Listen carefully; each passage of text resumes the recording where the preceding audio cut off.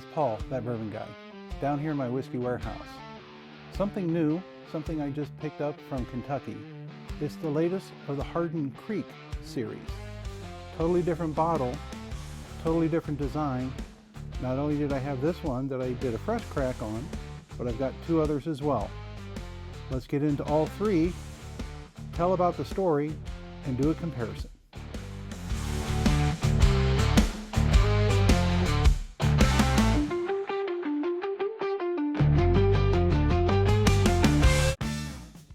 Welcome back to my whiskey warehouse, and I wanted to go over something that I just picked up from my recent trip down to Kentucky, and that is these latest editions of Hardin's Creek from Jim Beam. I was totally surprised when I found this because I didn't really hear anything about this mentioned. I didn't even see anything over on the website as well. But here we have, brand new from Jim Beam, the latest series of Hardin's Creek. Now, all of these are interesting. The bottle shape is totally different compared to what your traditional Hardin's Creek bottle has been looking like.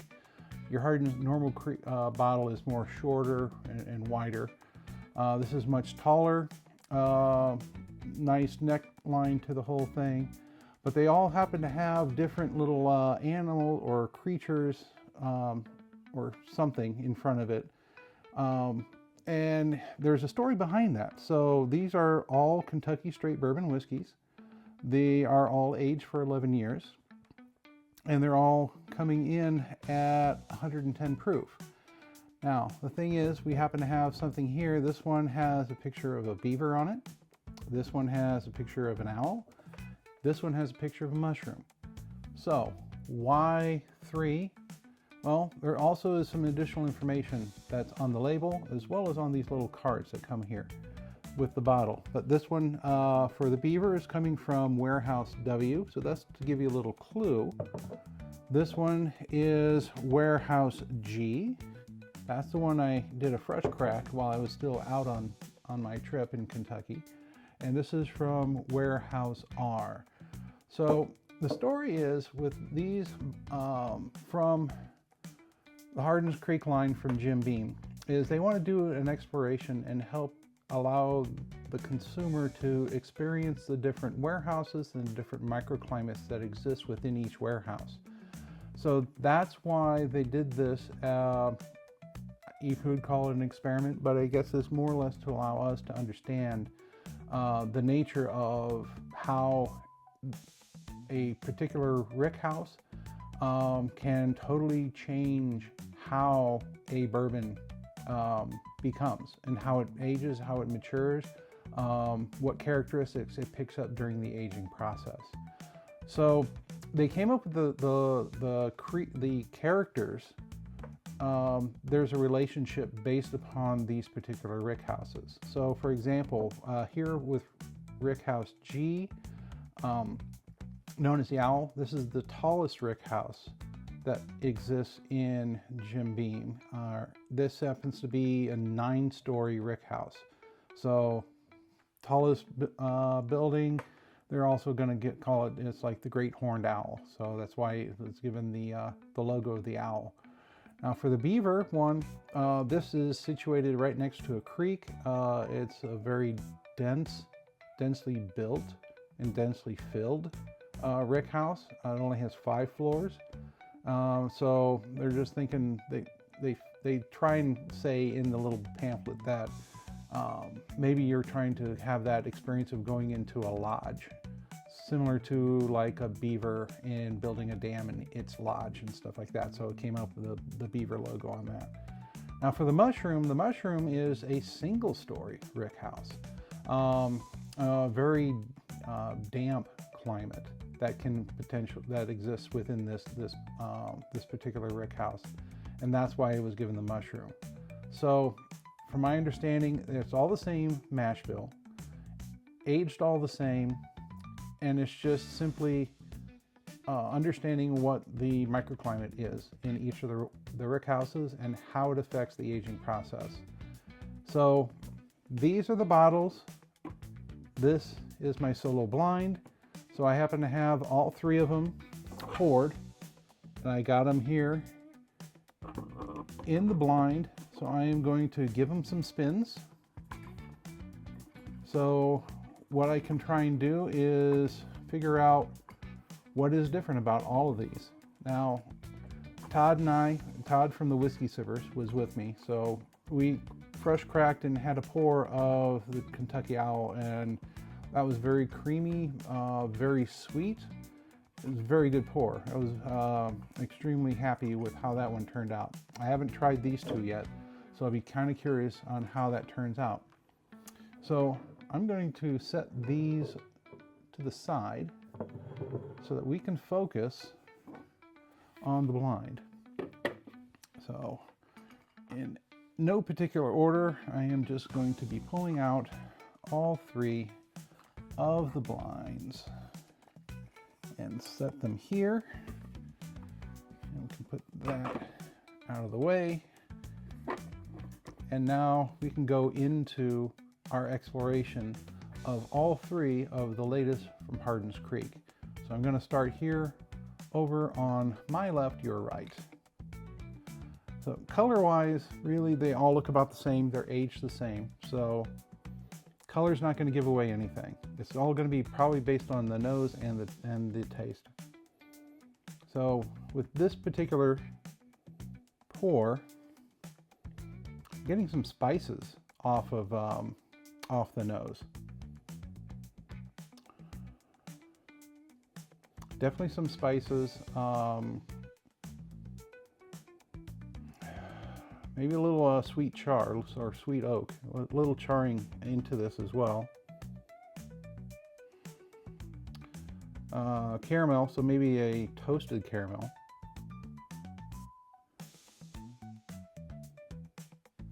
Man, it's really spicy. It's spicy on the nose. It's interesting. Okay, I'm not getting too much more off of that, so it's kind of a toasted caramel.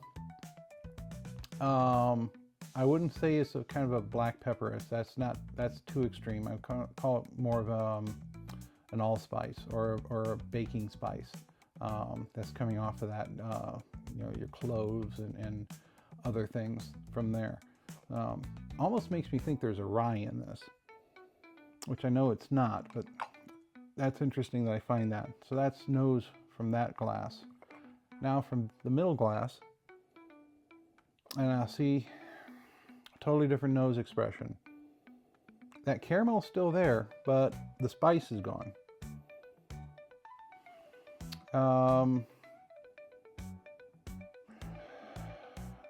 Definitely have the caramel and the spice, a little bit of vanilla into this. See what else can I pick up off the nose. Man, it's still that sweet oak. So I mean, they're all 11 years. So I expect to at least have some oakiness to the whole thing. Proof point's all going to be the same, so there's going to be no difference in that.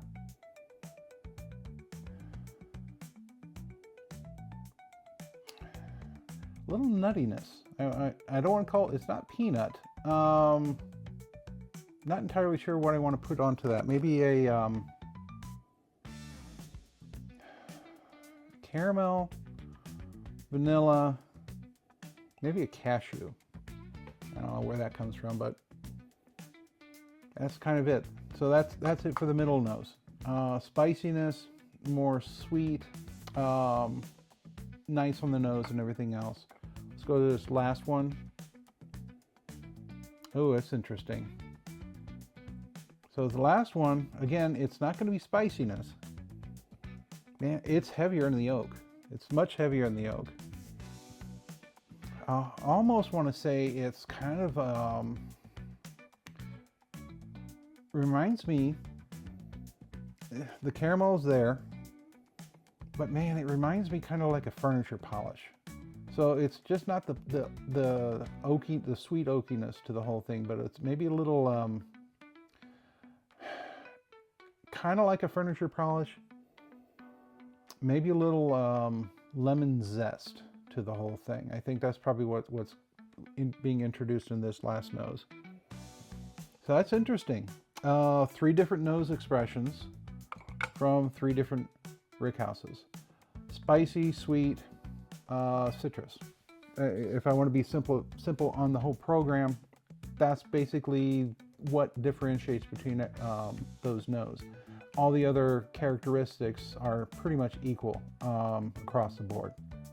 Now, if I had to pick on the nose, spicing is interesting. This is probably going to be a nice, relaxing go-to, just because it's well-rounded, sweet. It's not offensive. It's not putting you down for anything.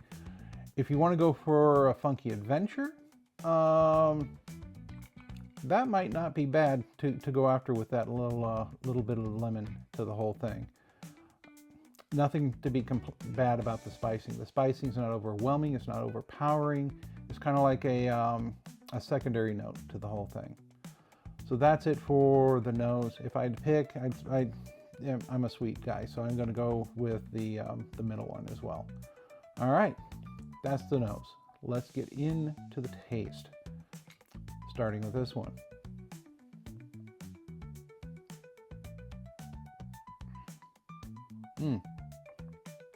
Okay, so I'm definitely going to get that bean profile. So there is caramel, there is nuttiness, peanuttiness to the whole thing.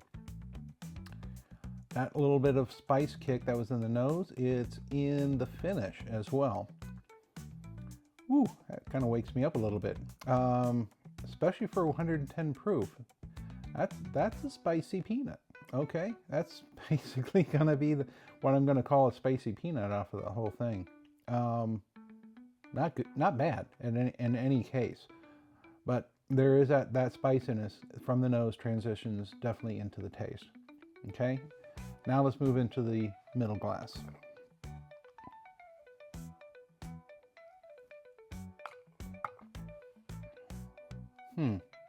Yep. So generally, overall sweetness from beginning to end. Even on the finish, there's a little bit of that Kentucky hug now that I'm getting in the back of the throat, moving down the throat. That's pretty good. That's nice. It's I don't want to call it smooth. I'm just going to call soft edges and soft transitions. So you're going to start with kind of a vanilla front end, transitioning into a nice lightly toasted caramel. Maybe a touch of cherry towards the back end. Maybe that's that sweet oak that's also picking up as well. So that's the middle one. That's nice. It's well-rounded, easy transition, very sweet from beginning to end. The spiciness is not there. Let's check what this last one has to offer.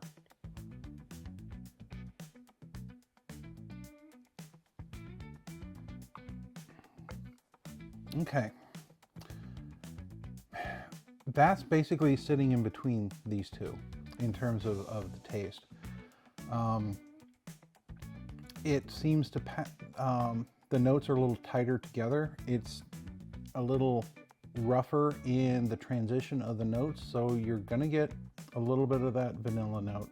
You're going to go right into a toasted caramel, but it's kind of a hard switch. So mid palate, front to mid palate, there's a hard switch from vanilla to a toast.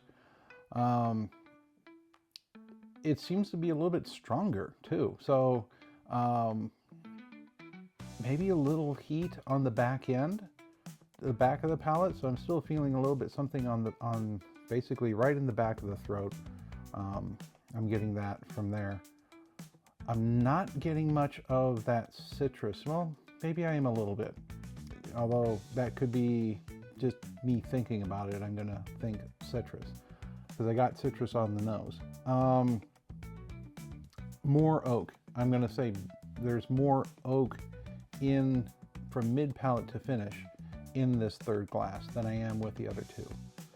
So let's review one more time, starting with this one.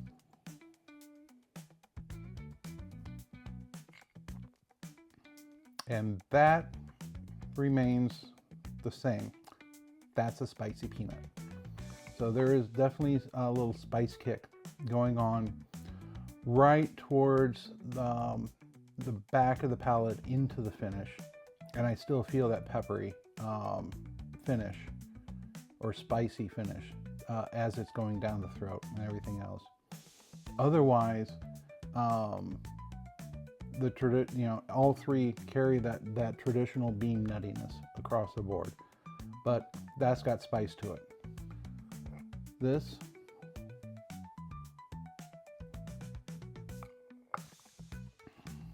it's just nice. It's pleasant. It's sweet. It's not going to really, if you're looking for a lot of expressions, a lot of complexity, you're not going to find it in this one. It's not a complex profile to the whole thing. It's a pleasant profile, but it doesn't have the complexity. It's kind of a nice riddle if you just want to sit back. You don't want to think too much about the drink. You just want to have something that's enjoyable. Maybe having your conversation with your friends and everything else, and it's just something on the side. That's going to be a really good drink. That one, the spicy peanut, good. I'm not saying it's bad. Really, I'm enjoying all three of these, but that's got the kick, and you gotta be aware of the kick. Now, I'm not saying the kick is overpowering. It's just there, and it just shows up towards, like I said, towards the end. Now we go over to the last one.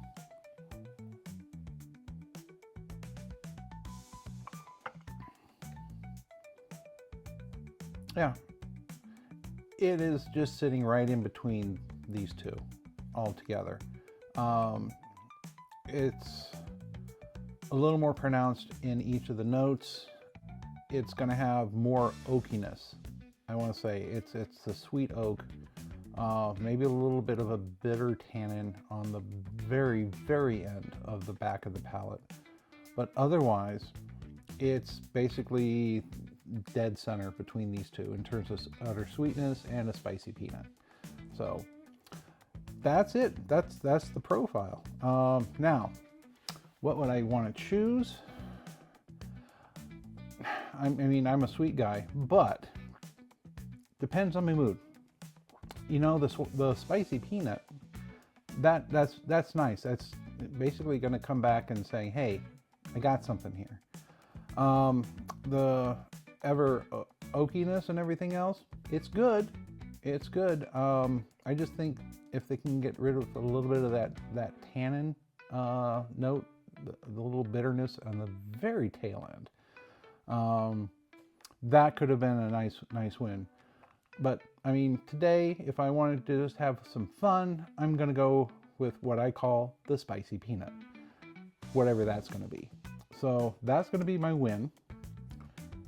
I'm gonna set that here. I'm gonna pull this back so I can reveal this. Second place, like I said, I am going to go with what I thought was in the middle. And then finally, sweetness at the end. Again, all three of these are really good. They're all coming in, I believe, MSRP, I want to say is around 150. Since I got this in Kentucky, it's probably showing up at about 165. That's where I was able to pick these up, all three of them in Kentucky.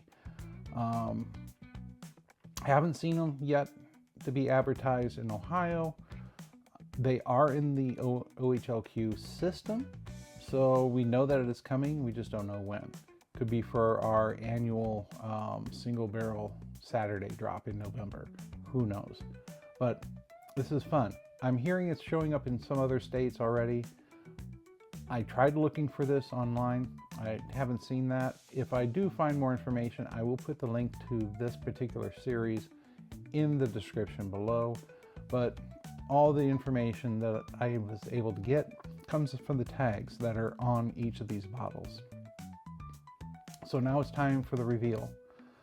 We'll start with the sweetness and see what that one is. And that turns out to be,